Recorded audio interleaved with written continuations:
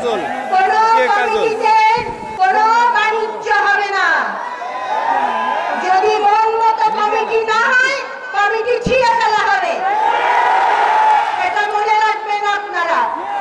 এবং এখন অন্য কাজ বাদ দেন, আগামী দিনে পার্মানেন্ট ভাবে কি করতে চান সেটার দিকে আগান। এই টেম্পোরারি কাজ নিয়ে কি করবেন? এখন নির্বাচনের দিকে এগিয়ে যেতে হবে। 31 দফা দাবিটা সম্বন্ধে জানতে হবে।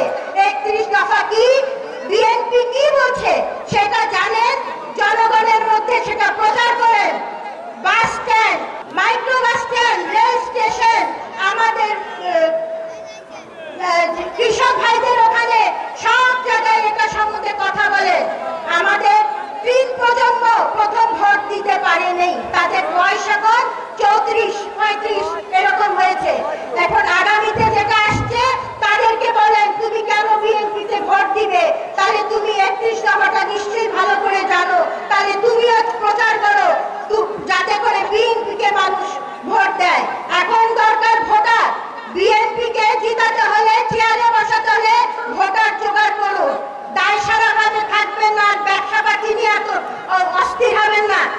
আওয়ামী লীগের ফেলে যাওয়া সব বাণিজ্যগুলো আপনারা নিয়ে তাদের উচ্ছিষ্টগুলো আপনারা খাচ্ছেন, আর কত এগুলো খাবেন?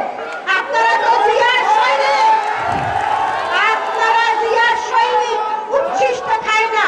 কাজে এখন থেকেই তৈরি হয়ে যান, নির্বাচনের থেকে কি করে এগোবেন।